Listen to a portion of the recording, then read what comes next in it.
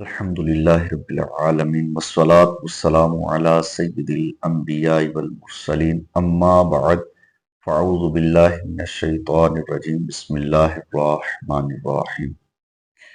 عزیزان گرامی، قیامت برحق اور اسلام کا ایک بنیادی عقیدہ ہے۔ بے شک وہ اپنے معینہ وقت پر آئے گی اور ضرور آئے گی۔ چنانچہ ارشاد باری تعالیٰ ہے ان الساعۃ آنیہ، یعنی بے شک قیامت آنے والی ہے۔ جو شخص قیامت کا انکار کرے یا اس میں ذرہ برابر شک کرے وہ کافر اور اسلام سے خارج ہے۔ اللہ تبارک و تعالیٰ نے اپنے بندوں کو ان کے اچھے اور برے اعمال کی سزا و جزا دینے کے لیے ایک خاص دن مقرر کر رکھا ہے، جس دن وہ نیکوکاروں کو جنت کی نعمتیں اور بدکاروں کو جہنم کا عذاب دے گا۔ عرف شرع میں اسی دن کا نام قیامت ہے۔ قیامت کی 3 قسمیں ہیں: قیامت صغریٰ، قیامت وسطیٰ اور قیامت کبریٰ۔ قیامت صغریٰ موت کو کہتے ہیں، یعنی جو مر گیا اس کی قیامت ہو گئی۔ قیامت وسطیٰ یہ ہے کہ کسی ایک قرن کے سارے لوگ مر جائیں، پھر دوسرے زمانے کے نئے لوگ پیدا ہو جائیں۔ قیامت کبریٰ اس دن کو کہتے ہیں جس دن آسمان و زمین اور جو کچھ اس میں ہے سب فنا ہو جائے گا۔ کل من علیہا فان۔ قیامت کب، کتنے دنوں کے بعد اور کس سن میں آئے گی، اس کا علم اللہ تعالیٰ نے سوائے حضور اکرم صلی اللہ علیہ وآلہ وسلم کے تمام بندوں سے پوشیدہ رکھا، اور خود کریم آقا علیہ السلام کو یہ حکم ہوا کہ قیامت برپا ہونے کا سن وغیرہ اپنی امت سے چھپائے رکھیں۔ چنانچہ حاشیہ ساوی علی تفسیر جلالین میں ہے، اللہ تبارک و تعالیٰ نے نبی کریم صلی اللہ علیہ وآلہ وسلم کو جنت و دوزخ اور ان کے داخلی امور وغیرہ سارے معاملات پر اطلاع بخشی، لیکن بعض اسرار کو پوشیدہ رکھنے کا حکم ارشاد فرمایا۔ اس سلسلے میں اخبار نبوی تواتر کی حد تک مروی ہے، لہٰذا حضور صلی اللہ علیہ وآلہ وسلم نے اپنے کسی بھی امتی کو یہ نہیں بتایا کہ قیامت کب، کتنے دنوں کے بعد اور کس سن میں آئے گی۔ البتہ قیامت کے سن کے سوا قیامت کا مہینہ، قیامت کی تاریخ اور قیامت کا دن، یہ سب کچھ حضور صلی اللہ علیہ وآلہ وسلم نے اپنی امت کو بتا دیا۔ چنانچہ آج دنیا کا بچہ یہ جانتا ہے کہ قیامت محرم کے مہینے میں 10ویں تاریخ کو جمعہ کے دن ظہر اور عصر کے درمیان آئے گی۔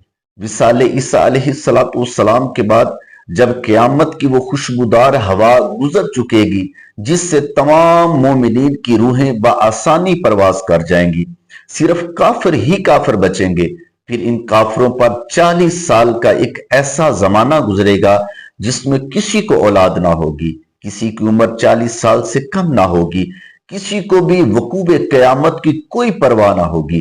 کوئی کھانا کھا رہا ہوگا، کوئی پکا رہا ہوگا، کوئی دیوار لیپ رہا ہوگا، کوئی ہل چلا رہا ہوگا، غرض سارے لوگ اپنے معمول کے کاموں میں مشغول و منہمک ہوں گے کہ دفعتاً حضرت اسرافیل علیہ السلام کو سور پھونکنے کا حکم ہوگا۔ شروع میں اس کی آواز بہت باریک اور سریلی ہوگی اور رفعتاً بہت بلند اور بھیانک ہوتی جائے گی۔ لوگ کان لگا کر اس کی آواز سنیں گے، بے ہوش ہو کر گر پڑیں گے اور مر جائیں گے۔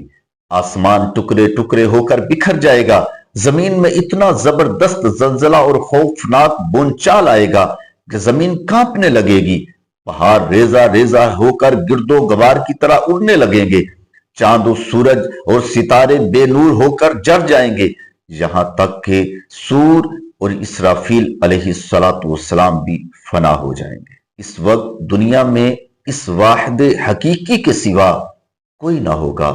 وہ فرمائے گا لمن الملک اليوم، آج کس کی بادشاہی ہے؟ کہاں ہے جور و ستم کرنے والے؟ کہاں ہے گھمنڈ و تکبر کے متوالے؟ کہاں ہے زور زبردستی کرنے والے؟ مگر وہاں کوئی نہ ہوگا، نہ کوئی سن سکے گا، نہ کوئی جواب دے سکے گا۔ پھر اللہ وحدہ قہار والجبار خود ہی ارشاد فرمائے گا للہ الواحد القہار، یعنی آج صرف اللہ واحد قہار کی سلطنت ہے۔ پھر جب اللہ چاہے گا حضرت اسرافیل علیہ الصلوۃ والسلام کو زندہ فرمائے گا اور سور کو پیدا کر کے دوبارہ پھونکنے کا حکم دے گا۔ سور پھونکتے ہی تمام اولین و آخرین، جن و ملائک، انسان و حیوان، غرض کے تمام جاندار مخلوق زندہ ہو جائیں گے۔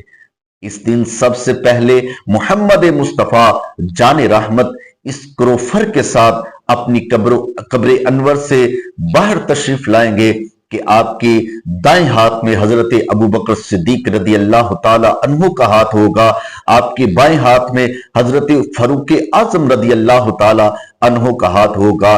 پھر اس کے بعد حضور نبی کریم صلی اللہ علیہ وآلہ وسلم مکہ معظمہ اور مدینہ منورہ کے مقابر میں جتنے مسلمان ہوں گے سب کو لے کر میدان محشر میں تشریف لے جائیں گے، جو سرزمین ملک شام پر منعقد ہوگا۔ قیامت آنے سے قبل بہت سے علامات و آثار قیامت کا ظہور ہوگا، جن کا تفصیلی علم اللہ رب العزت نے اپنے پیارے حبیب صلی اللہ علیہ وآلہ وسلم کو عطا فرمایا، اور آپ صلی اللہ علیہ وآلہ وسلم نے وہ علامتیں اپنی امت پر آشکار فرما دی۔ چنانچہ حضرت حذیفہ رضی اللہ تعالی عنہ فرماتے ہیں، ایک مرتبہ رسول اکرم صلی اللہ علیہ وآلہ وسلم کھڑے ہو کر قیامت تک پیش آنے والی ہر چیز بتا دی جسے میرے ساتھی جانتے ہیں، پھر جس نے انہیں یاد رکھا سو یاد رکھا، اور جو بھول گیا سو بھول گیا۔ پھر جب کوئی بات واقعہ ہوتی تو میرے ان ساتھیوں میں سے جو کوئی میرے پاس ہوتا مجھے بتا دیتا، جس کو میں بھول گیا ہوتا تو مجھے ایسے یاد آ جاتی جیسے کسی غائب آدمی کا چہرہ بیان کیا جاتا ہے اور اسے دیکھ کر پہچان لیا جاتا ہے۔ بلا شبہ یہ پیشن گوئیاں حضور پر نور صلی اللہ علیہ وآلہ وسلم کے بے انتہا سمندر علم کا ایک قطرہ اور علمک ما لم تکن تعلم کا ایک چھوٹا سا نمونہ ہے۔ ان پیشن گوئیوں اور علامتوں کی دو قسمیں ہیں، ایک علامات صغرا یعنی چھوٹی نشانیاں، اور دوسری علامات کبریٰ یعنی بڑی نشانیاں۔ علامات صغرا وہ نشانیاں ہیں جن کا ظہور قیامت آنے سے بہت پہلے ہونے لگے گا، اور علامات کبریٰ وہ نشانیاں ہیں جو قیامت کے بالکل قریب ظہور پذیر ہوں گی۔ انشاءاللہ اگلے ایپیسوڈ میں ہم علامات صغرا کی وضاحت بیان کریں گے۔